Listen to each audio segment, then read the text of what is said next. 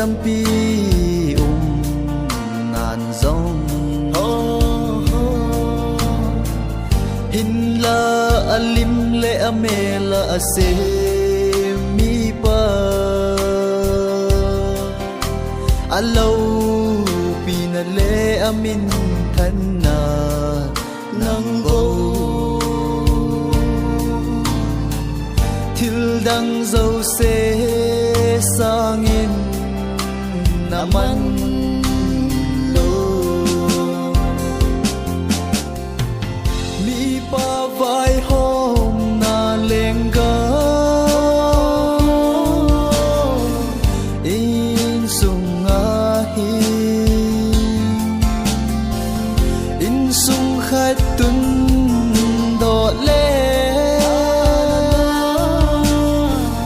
su mang ding mi pa khut ao Kristen in sung no sen do na di mi pon Krista hello apoi mo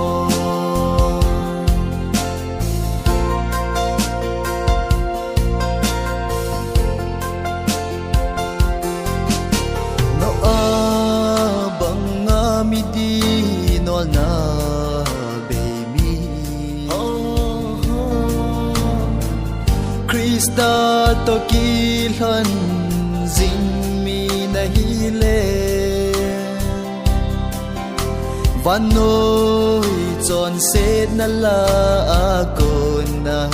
insum pumpi na hu do ding ahi mi pa vai hom na lenga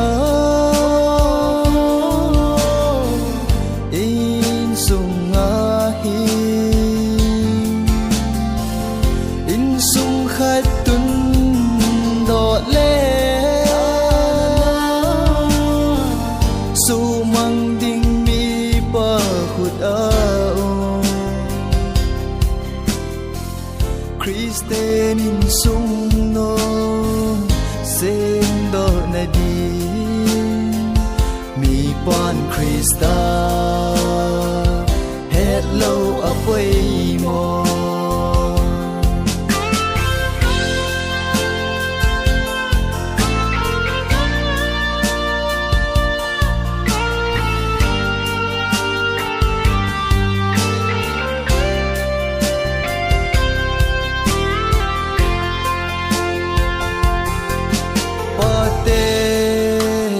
che sana hin kho nung ve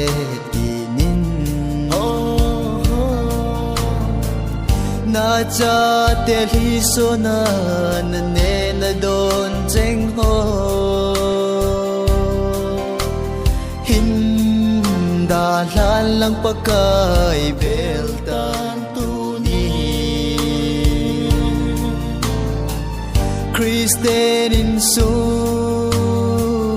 sen tu panta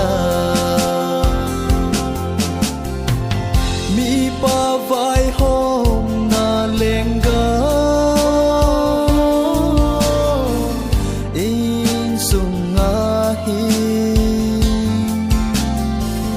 in sung khat tun do le su mang ding mi pa khut ao Kristen in sung no sen do na di mi pon Krista